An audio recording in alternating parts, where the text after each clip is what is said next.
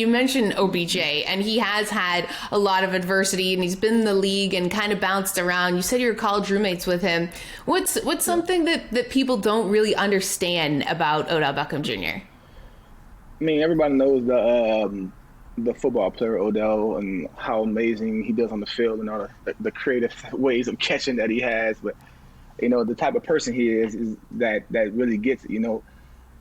There's not a lot of good things that happen to bad people. And a lot of great things have happened to him. That's just an explanation of like how good of a person he is. Because I believe karma is pretty real, and I think that he's just an unbelievable guy. He loves everyone. He takes time with people that you wouldn't even think he would take time with, and he's like an ultimate motivator as a friend.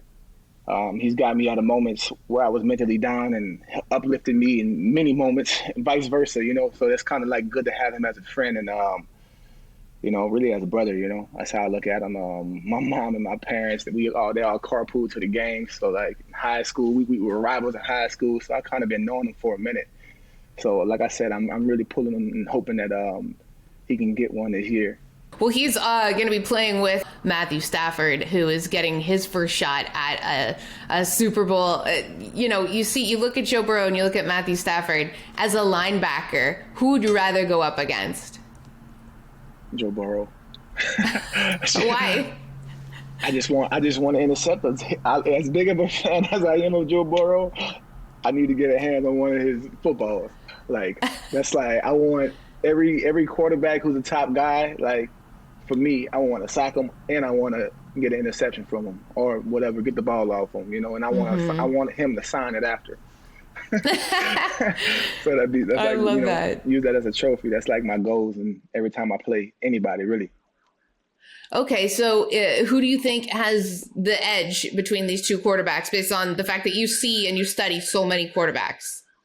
I wouldn't say, it's never up to one person. So I can't say one of those guys have the edge. It's really up to the team, which team comes out and, has the, I guess LA with the home field advantage. It'll kind of help. But with the Super Bowl, I mean, it's fans coming from everywhere. It's more of a, I think they're fans of both teams, the people that come. So it'll kind of be split.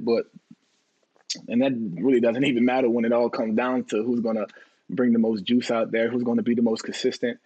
I feel like every football game is won with 3 or 4 plays, because a lot of plays are really consistent, but it's like 1 or 3 or 4 plays where it's either a blown coverage, a flag, or a penalty that extends a drive or something like that. So pretty much whoever can stay consistent and make the least amount of mistakes, because who expected the Bengals and the Rams to be in the Super Bowl this year.